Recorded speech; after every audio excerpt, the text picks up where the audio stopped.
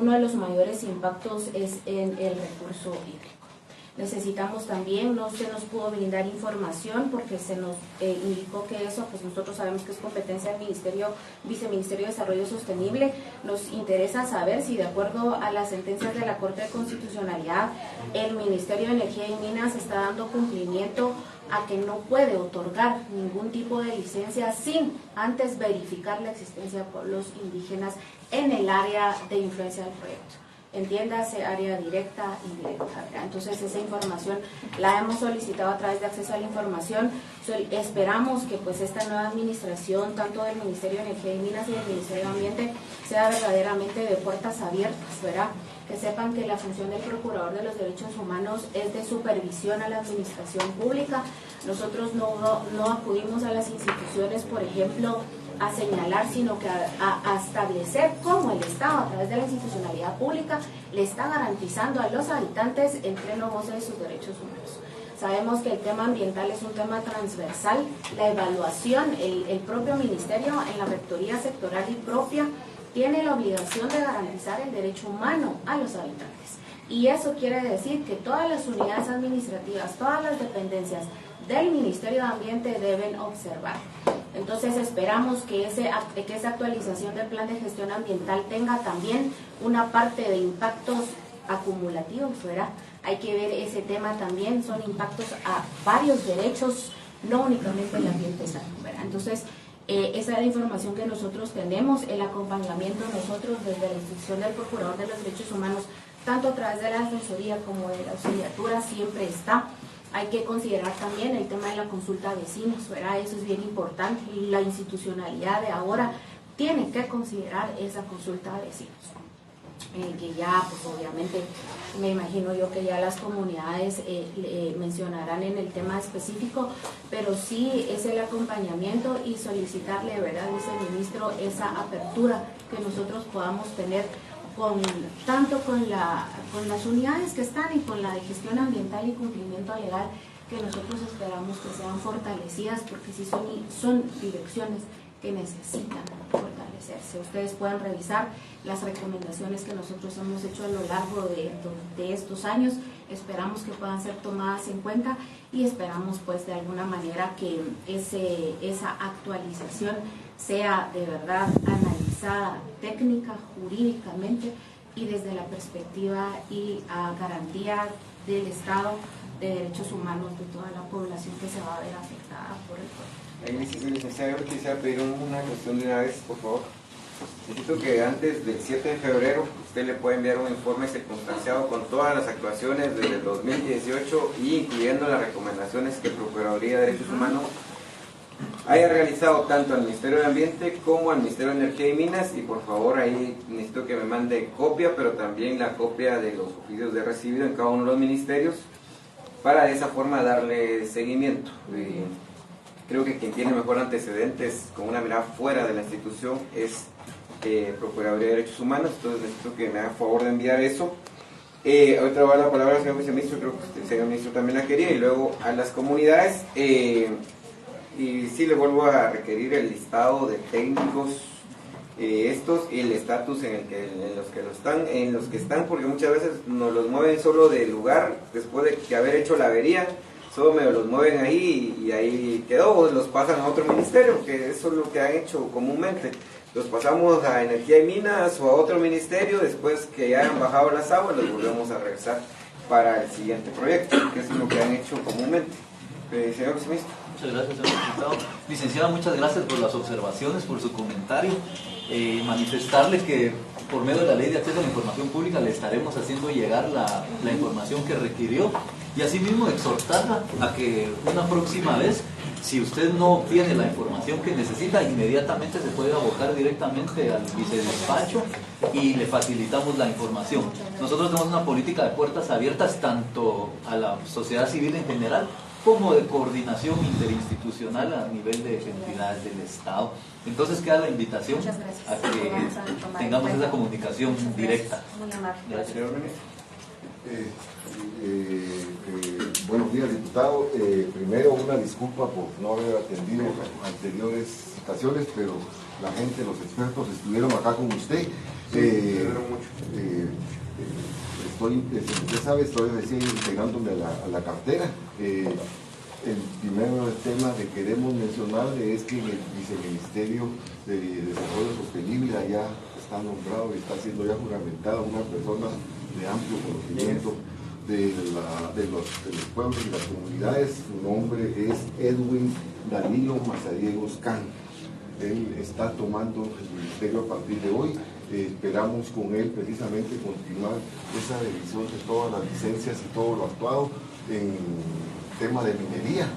Definitivamente sí ha sido detectada una debilidad en el proceso de consulta. Creo que ahí se inicia en buena parte esta problemática. Como Ministerio de Energía y Minas también tenemos una política de total apertura. Le esperamos a ustedes, licenciada, porque si ustedes siguen directamente para proporcionar la información, igual a las comunidades, igualmente diputado, cuando usted tenga bien, también lo esperamos, y esperamos también en breve poder tener un informe sobre el proceso de revisión de las licencias otorgadas, las licencias vigentes y de los proyectos que están en fase de explotación. Gracias, diputado. Perfecto, señor ministro. Qué bueno que hizo el cambio, porque era una de las cosas por las que lo iba a juramentar y para que me explicara por qué todavía Oscar Pérez estaba ahí, pero qué bueno que hizo el cambio, que ya está. Teoría este gobierno es pro transparencia, y eso mismo da que gente como esa no deja de seguir en cargos públicos, no por lo que implica, sino por todo lo que finalmente se creó, digamos, a partir del mal manejo que hizo. Le voy a solicitar, señor ministro, de una vez una auditoría completa al accionar de este personaje oscuro en la historia del país, para que de esa forma pues podamos establecer si hubieron abusos o no ahí, y proceder con las denuncias que vamos a emprender en algún momento. Entonces le pediría eso, señor ministro, y qué bueno que ya hizo el cambio en esto. Entonces entiendo, licenciada Zulet, solo para el cambio de director de gestión ambiental también ya se hizo. Correcto. Compañeros de las comunidades. Buenos días a todos, ministro, viceministro, director. Es importante, digamos, esta reunión porque estamos en un momento histórico. Antes, digamos, estas carteras que ustedes ocupan hoy eran cargos definitivamente decididos desde las cúpulas empresariales y obedecían estrictamente esas directrices. El cambio de modelo económico a partir del año 2000 impulsó esta agenda extractivista que nos ha causado más problemas que desarrollo.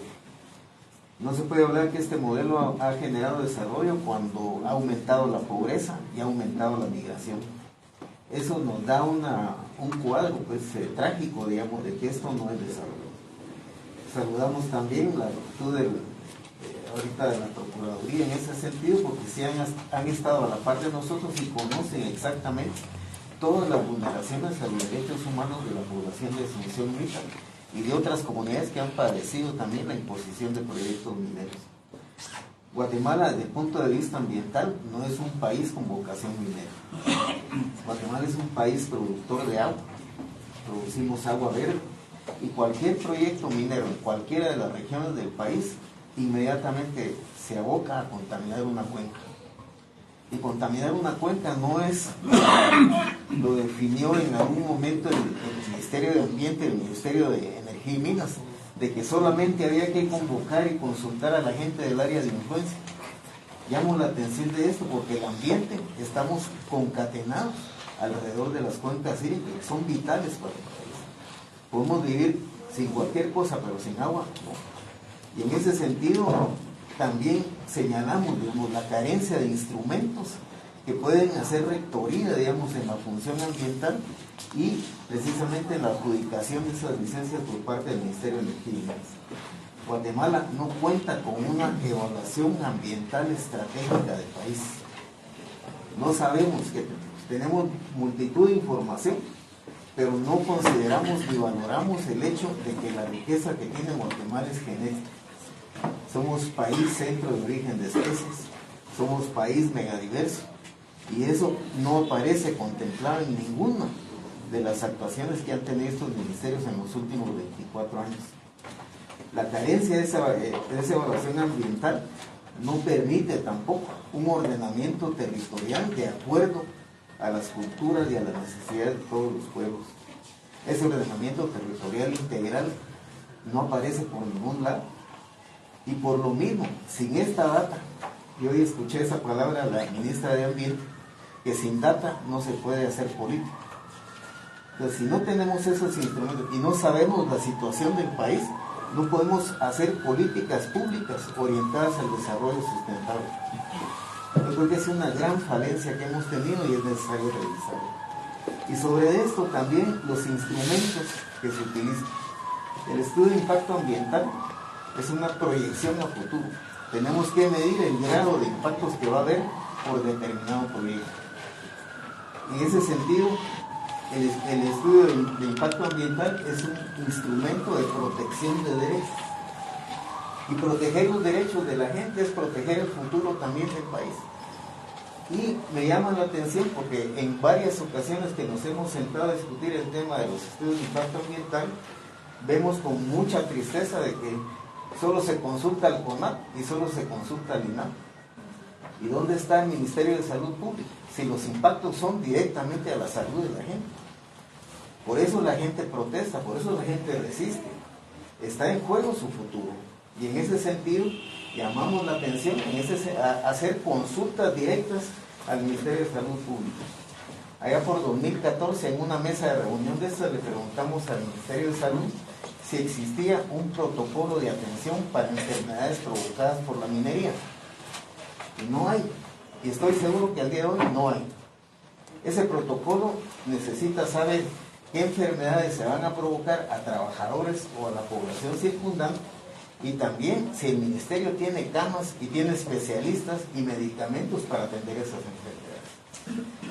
Denunciamos también en ese momento el peligro que existe de que se está desarrollando una enfermedad que tiene relación con el recurso hídrico.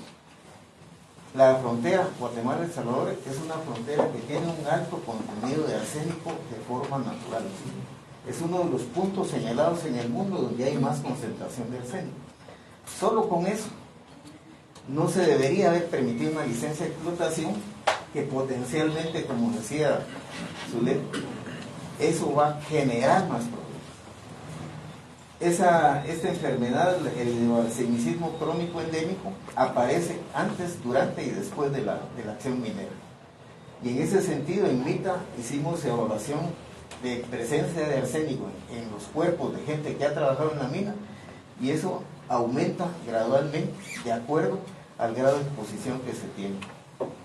La contaminación de las aguas dulces con las aguas geotermales ha significado ya potencialmente el incremento y presencia de metales pesados en el agua de Luis. Eso lo hemos documentado nosotros, hemos hecho también monitoreo de agua, de El Salvador también lo han hecho, incluso una comisión binacional que se formó de alguna manera, pues, y que permitió a los técnicos del Salvador venir a hacer este análisis del estudio de impacto ambiental aquí en Guatemala, determinaron de que realmente estaban preocupados, pues, porque la evaluación del monitoreo de agua evidenció la presencia de estos metales pesados. No se tomó en cuenta. Primero desarticularon la comisión binacional y ya no hubo seguimiento, ya no hubo preocupación de ambos gobiernos por esta situación. Llama la atención también de que una de las perversidades que tiene Guatemala es que no cuenta con una ley de aguas. Una ley de aguas basada en el derecho humano al agua y que respete precisamente el derecho que la gente tiene a un ambiente sano y al agua de calidad y en calidad. Esta situación del agua es preocupante porque ha permitido, entre otras, que se abuse del recurso, que el 98% de los ríos están contaminados y que en definitiva no hay una política seria en relación a manejar el recurso antes de que caigamos en una situación de estrés hídrico. Yo creo que en ese sentido estas cositas que estamos viendo ahora también preocupa la ausencia de valoración de la opinión de expertos internacionales, justamente lo que decía la licenciada Zulet. Yo no culpo al equipo de gestión ambiental, pero sí señalo una cuestión que es evidente. El estudio que dio vida a este proyecto tuvo la situación de que en 2 ocasiones se le rechazó el estudio de impacto ambiental. Gente decente, técnicos de verdad, éticos, profesionalmente hablando, y que fueron despedidos por el ministerio para que les aprobaran ese estudio. Eso está en el expediente. Ese equipo de gestión se sacrificó para darle privilegios a esta empresa. A partir de esa cuestión fraudulenta nos encontramos ahora con esta llamada actualización o modificación. Ese fue un acuerdo hecho a la medida. Es un acuerdo a la carta para permitir que empresas que han incumplido con sus compromisos ambientales se les califique y se les dé privilegios a eso. ¿Cuál es el acuerdo? El 317 de 2019. A partir de ahí surge esa palabra actualización, que en términos ambientales no debería existir. La verdad, no tiene vida jurídica para decir vamos a cambiar un proceso que es relativamente contaminante a otro peor. Y entonces ahí tenemos esa situación. Yo creo que el ministerio tiene que reformar o definitivamente derogar ese decreto de acuerdo a la protección de derechos de la población. Se presentaron 3 opiniones de expertos. Dina Larios, que es un PhD en la Universidad de Ohio, que señalaba la ausencia y la falencia de información del recurso hídrico, sobre todo en aguas subterráneas. Advertir de los riesgos de la extracción de aguas termales. El desequilibrio hídrico en Mita. Fíjense ustedes, solo si tenemos la precipitación que cae sobre el espacio de la cuenca, de ese 100%, el 35% lo ha extraído la mina para vaciar, digamos, la parte que ellos están trabajando, la parte que están minando. ¿Por qué? Porque les inundaba los túneles. Pero ¿cómo entonces la cuenca no se va a desequilibrar si el agua que cae, el agua que alimenta, que mantiene el equilibrio del recurso, la están extrayendo? Ahí hay un tema importante que nosotros sí lo valoramos y se lo dijimos. No hay modo, 640 galones de agua por minuto sacados. Y lo han sacado durante 14 años mínimo. Yo creo que eso llama la atención y es importante. Pero más allá de eso, y esa es la parte más significativa que vamos a pedir que nos sigan dando apoyo, digamos, los señores diputados, en el sentido de que a los guatemaltecos se nos ha despojado literalmente del derecho a la libre determinación. Y eso es las Cortes. El Poder Judicial, la Corte de Constitucionales, se arrogó el derecho de interpretar a su manera y de acuerdo a los privilegios empresariales el convenio 169 de la OIT. Tergiversaron totalmente la connotación de la palabra consulta. La consulta no lo inventaron los convenios. La consulta es un derecho ancestral. La consulta se practicaba aquí desde tiempos prehispánicos. La manera en que las comunidades deciden y toman decisiones sobre su vida, sobre su territorio, sobre sus recursos. Y esta tergiversación surgió en esta sentencia de verdad aberrante, en donde dicen, bueno, mire, el Estado es el tutelar de derechos, se lo vamos a dejar al MEC, que es quien ha provocado todos los problemas, no el señor ministro, pero sí los anteriores. Ellos han provocado la conflictividad. Y les dan el derecho de conducir esa mesa en términos totalmente inequitativos. Una mesa donde se sienta la institucionalidad del Estado, se sienta la representación del MEN y apenas representantes indígenas, 2 o 3 o 4, en total desigualdad. Y además la mesa es una mesa de negociación, o sea que no se puede decir que no, a pesar de que hayan criterios técnicos, a pesar de que tengamos la razón científica, no vale, solo se vale negociar y que el proyecto siga. Eso no es consulta.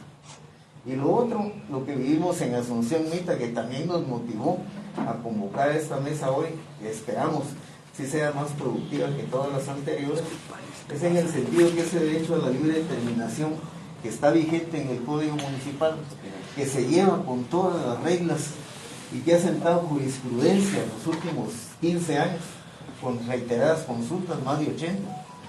Resulta que esta Corte de Constitucionalidad unilateralmente decide expulsar de los reglamentos de consulta el artículo que se refiere a la vigilancia de la decisión. Habiendo jurisprudencia previa, ellos deciden que ya no.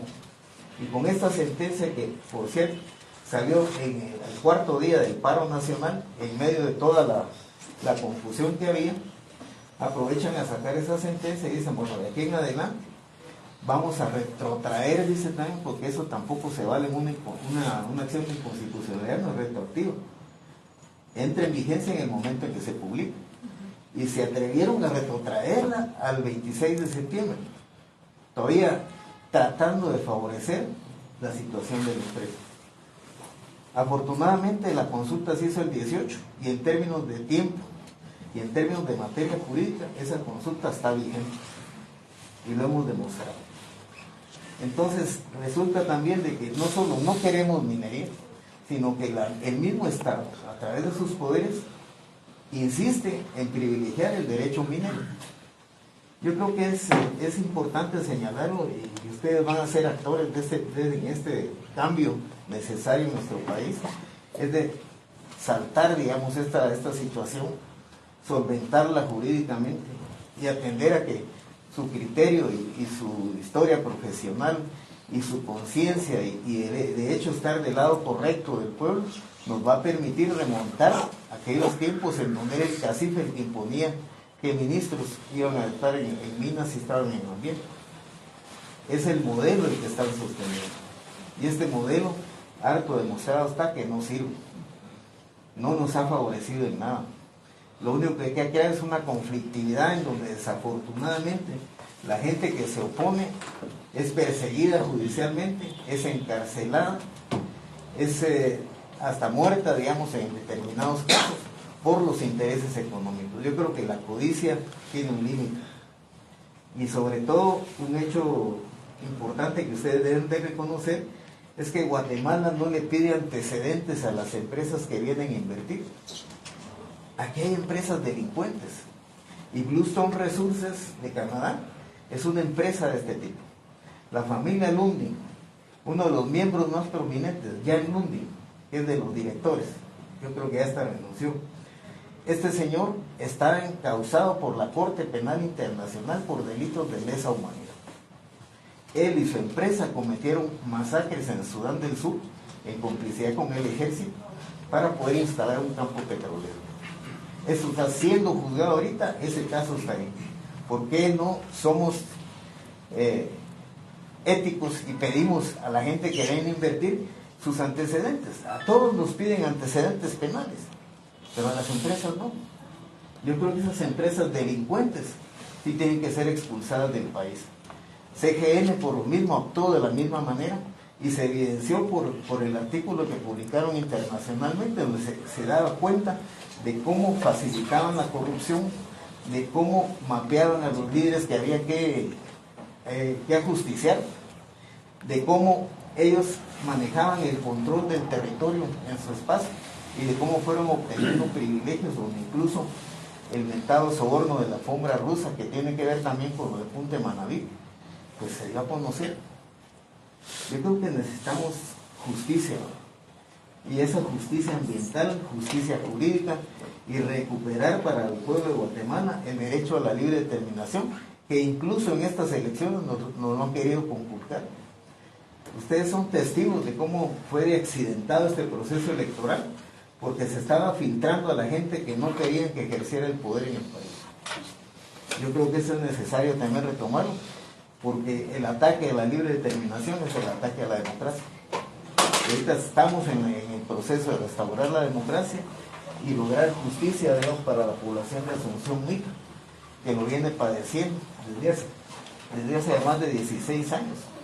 Y esperamos que ahora, pues sí, con la presencia de ustedes y con el cambio de condiciones políticas, logremos finalmente obtener esa justicia que estamos esperando.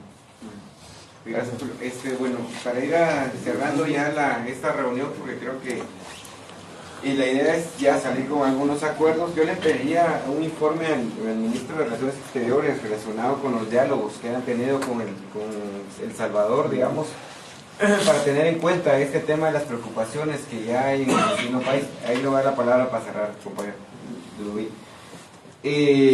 Al Ministerio de Ambiente le voy a soltar un informe relacionado con las acciones que va a realizar relacionado con esta actualización, sobre todo en este tema del cambio de actividad y de modelo que está proponiendo la empresa. Aquí yo quiero dejar claro que no tengo nada en contra de ninguna empresa. Lo que yo necesito es que realmente las cosas se hagan bien. En Guatemala debe de avanzar hacia un modelo donde las cosas se hagan bien y se hagan derecho, como dicen algunos por ahí, y no pasando pisto por debajo de la mesa, tratando de imponer voluntades con alfombras, con sacos o con camionetas, sino que la idea es que esto realmente sea de forma transparente, que las comunidades puedan decir si quieren o no quieren, digamos, los proyectos dentro de sus comunidades.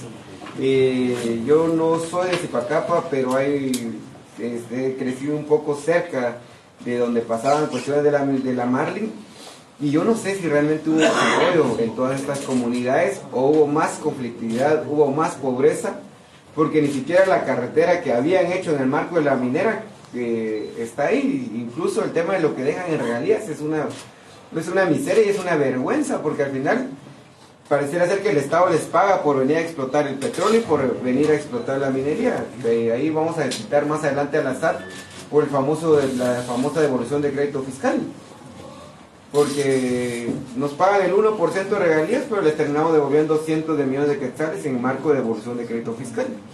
Entonces no nos están dejando nada hoy por hoy, más que conflictividad, más que problemas ambientales en este sentido. Y al Ministerio de Energía y Minas le quiero pedir que mande un informe relacionado con el estatus que tiene esta empresa actualmente dentro del Ministerio de Energía y Minas. Para mí es importante esto. ¿Quién está dirigiendo de los dos ministerios la mesa que instalaron el día de ayer para el análisis de esta empresa, de este tema? No quedó definido. Entendemos. Pero la de ayer, ¿quién la dirigió? El MINEX.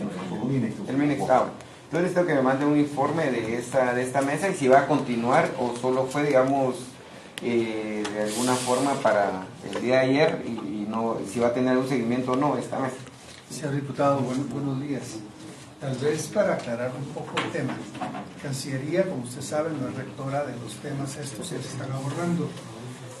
Sin embargo, Cancillería lo que hizo fue ser un ente coordinador para este caso. Y porque Cancillería, por obvias razones, le da acompañamiento a este tema cuando trasciende fronteras nacionales. Como es en este caso. Como es en este caso. Entonces, de tal manera que pues esto es un asunto de los dos ministerios, pero va a contar con el acompañamiento de la Cancillería. O sea, esta mesa no va a tener un seguimiento, digamos. ¿Cómo no? ¿Cómo no? Esa era mi pregunta. No. Sí, ok. Entonces, si me pudiera mandar un informe de los alcances de esta mesa, aunque entiendo que aquí totalmente de acuerdo que el ente rector, ahorita en este primer momento van a ser ustedes, porque al final de cuentas, muchas de las cosas que pasen con lo que ustedes van a realizar con este informe de la famosa actualización va a tener una repercusión en el tema de la licencia minera al final del día. Pues creo que es un tema compartido. Entonces, tengo que me manden un informe del estatus que tiene la empresa actualmente. En el caso del Ministerio de Ambiente, la hoja de ruta que van a llevar para esto, más el listado.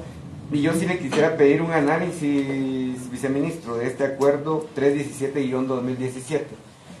19 gubernativo. Es un acuerdo gubernativo. Es una reforma al acuerdo 137 de 2017. Entonces necesito que me haga un análisis de este acuerdo, que al final es un acuerdo gubernativo, entonces va a pasar por la reforma o por la derogatoria dentro del mismo ministerio. Ese se lo voy a pedir en 8 días, para que ponga al equipo legal, para que le pueda hacer un análisis de esto, sobre todo por este tema de lo que decía el compañero relacionado, que no está claro el tema del taxado en esto y estamos usando el mismo taxado para todos los proyectos y eso es lo que nos pone a veces en este tipo de situaciones. En ese sentido, entonces le voy a dar 8 días para que me mande un análisis y una propuesta de posibles reformas o la derogatoria de este acuerdo o el tema de cómo realmente subsanar algunos problemas que ha generado esta reforma, que seguramente llevaba de dedicatora a alguien, pues, entonces por eso es que lo hicieron.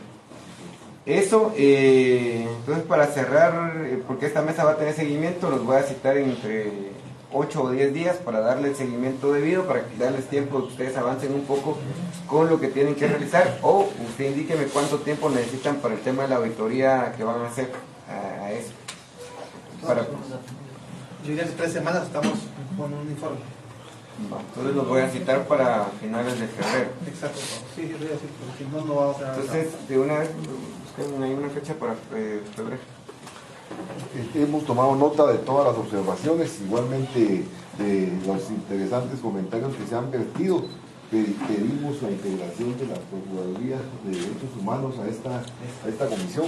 Estamos totalmente de acuerdo. Hay una falta, diputado, en cuanto a lo que han sido análisis post de todos los proyectos que se han hecho, y trataremos de empezar a corregir esa falencia. Gracias. Y cualquier información que quiera por parte de PDH, pues estamos ahí. Y mire, señor viceministro, es que esto es lo que a mí me da pena, si es que hay... Aquí, mira, Enrique Cifuentes, no sé si está, pero mire esas firmas, no sé si se la chafearon o algo pasó ahí. Igual estas. Bueno, y es un informe oficial para que... No puedo... Pero, sí, pero es de las cosas que nos dejó el famoso Oscar Pérez ahí en el ministerio. La auditoría de Oscar Pérez, totalmente. Sí, para fundamentar el tema de la auditoría. Entonces, solo para cerrar, le daría el tiempo al compañero allá muy brevemente y a Fernando, y ahí cerramos para que ya tengamos. Y van a ser convocados para el 27 de febrero acá. Sí, brevemente. A mí lo que me preocupa en el caso del proyecto Cerro Blanco de Nación Unida es de que queremos saber cómo va a ir esa revisión, tomando en cuenta que el asesor de gestión ambiental que señaló, que consultó el viceministro, me di cuenta que es la misma narrativa de las autoridades anteriores que él está expresando. Yo no sé si él será funcionario del gobierno anterior. Entonces necesitamos que sea una revisión exhaustiva, porque eso representa que no están tomando en cuenta los informes de expertos en la materia, y lo que provocaría graves conflictos sociales, ¿verdad? Y lo que menos queremos es eso, ¿va? Para el presente gobierno. Fernando, y ahí cerramos. Sí, gracias. Bueno, solo tal vez llamar la atención en algo. Aquí se estaba abordando el tema de Cerro Blanco, pero Cerro Blanco es un proyecto dentro de un conjunto de proyectos.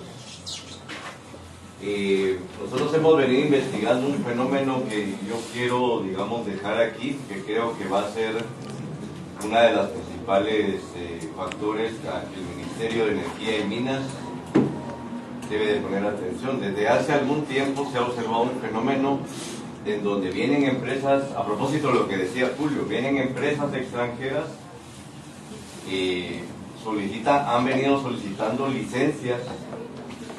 Por ejemplo, nombro el caso de Cordillera Minerals, que tiene 12 peticiones de licencia.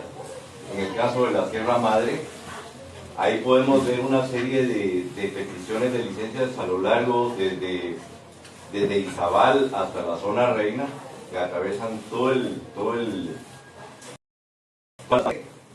Ahí hay empresas que, en el caso de Cordillera Minerals, que han venido solicitando licencias, y hemos venido observando un fenómeno que yo creo que es necesario investigar y al cual el Ministerio le ponga atención, que es que vienen empresas, solicitan licencias, obtienen las licencias, luego después de un tiempo, cuando logran verificar, digamos, en el caso de las tierras raras es un caso bien claro, logran verificar que hay materiales a través de una licencia de exploración, venden las licencias a transnacionales que están experimentadas en la explotación minera.